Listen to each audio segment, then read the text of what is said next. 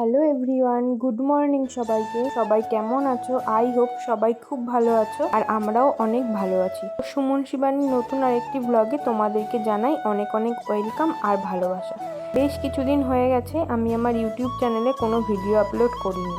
তো আজকে ভিডিওটা আপলোড না করে পারলাম না, কারণ একটা গুড নিউজ রয়েছে। তো আমি ভাবলাম আমি আমার ইউটিউব ফ্যামিলি সবার সাথে গুড নিউজটা ভাগ করে নিই, যার জন্যই এই ভিডিওটা করা।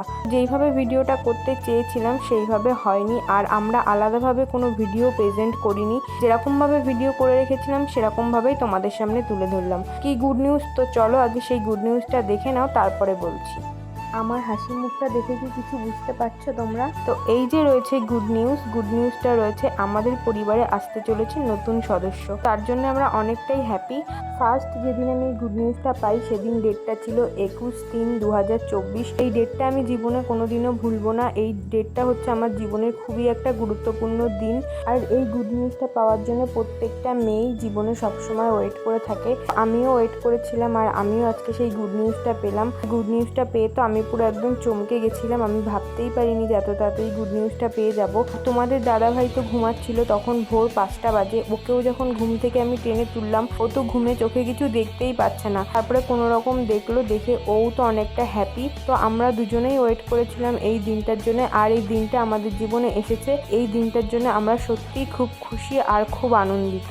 আর এখানে আমরা কিছু ভয়েস দিচ্ছিলাম, সাইড থেকে ব্যাকগ্রাউন্ডে কিছু মিউজিক চলে আসার জন্য আমরা ভয়েসটা মিউট করে দিতে বাধ্য হলাম, কপিরাইট চলে আসতো তাই। এখানে আমি কিছু কথা বলছিলাম, আমাদের ফিলিংসটা তোমাদের সাথে শেয়ার করছিলাম। তোমাদের দাদাভাই কিছুই বলছিল না, এখানে টুকু বলার আমিই বলছিলাম, কারণ ও এত লজ্জা পায় যে ও কি বলবে।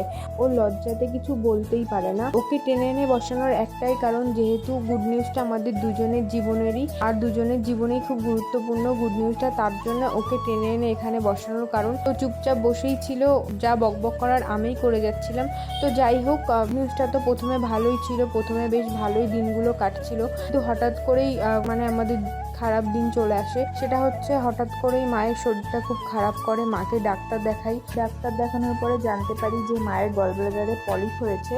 তো যে মেডিসিন ডাক্তার দেখিয়েছিলাম তিনি বলেছিল গলব্লাডারটা বাদ দিয়ে দেওয়াই ভালো। তা সত্ত্বেও উনি বলেছিল যে একজন সার্জেন ডাক্তারের পরামর্শ নিতে। তো আমরা সার্জেন ডাক্তার দেখাই, একজন না 3-4জনকে দেখাই। কেউ বলে অপারেশন করতে হবে, কেউ বলে যে অপারেশন এখন না করালেও হবে, 5-6 মাস বাদেও অপারেশন করালে হবে। অন্য টাইম হলে হয়তো 5-6 মাস বাদে অপারেশন করানো যেত, বাট আমার তখন ডেলিভারির টাইম হয়ে যাবে। তখন মাকে কে দেখবে? তখন তো মাকে একজন দেখা চাই, আর মাকে দেখার মতো তেমন কেউই নেই, আমাকেই দেখতে হবে। আর ভাই কত করবে মায়ের জন্যে? তো তার জন্য এমার্জেন্সিভাবে ছোটাছুটি করে নার্সিংহোমে কথাবার্তা ফাইনাল করে মায়ের অপারেশনটা করিয়ে নিই সেই মুহূর্তে। তো সেই মুহূর্তে আমি আর তোমাদের দাদাভাই জীবনে কেউ কোনো দিনই অপারেশন থিয়েটার বলো, নার্সিংহোম বলো, এইসব কিছু ফেস করিনি।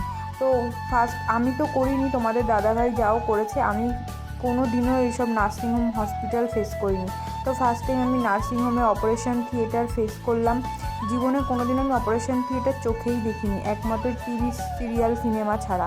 আর লাইফে সেটা আমি রিয়েল ফেস করে নিলাম। ওই যে মাকে অপারেশন থিয়েটারে ঢোকালো, তখন পাশে একটা মানুষ নেই। আমি আর তোমাদের দাদাভাই দুজনেই এত ভেঙে পড়েছি, এত ভয় লাগছে।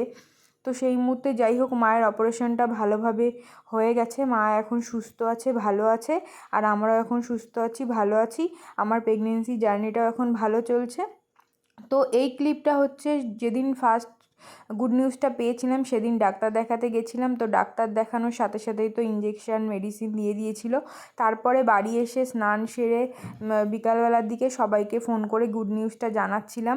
এখানে আমি পূজাদেরকে ফোন করছিলাম, কারণ পূজা প্রত্যেক দিন ফোন করে আমাকে জিজ্ঞাসা করতো যে বৌদি গুড নিউজটা কবে পাবো। তাই ফার্স্ট টাইম ওকে আমি ফোন করে জানিয়েছিলাম। তো ও তো অনেকটাই হ্যাপি ছিল। আর তোমাদেরকে বললাম যে সাইডে কিছু মিউজিক চলে আসার জন্য সাউন্ডটা মিউট করে দিতে বাধ্য হলাম। আর কিছু ডাউটের বশে আমাদের ডাউট ছিল যে এটা সত্যি কিনা, তার জন্য পরের দিন এই টেস্টটা আবার করেছিলাম। তো এই টেস্টেও কিন্তু রেজাল্টটা পজিটিভই এসেছিলো, তোমরা দেখতেই পাচ্ছ। তোমাদের ভিডিওটা কেমন লাগলো অবশ্যই জানিও, আর ভগবানের কাছে প্রে করো যেন আমি আমার বেবি দুজনেই যেন সুস্থ থাকি, ভালো থাকি। আর যদি ভিডিওটা ভালো লাগে একটা লাইক কমেন্ট শেয়ার করে দিও। চ্যানেলে যারা নতুন বন্ধু আছে চ্যানেলটিকে সাবস্ক্রাইব করে অবশ্যই আমার পাশে থেকো।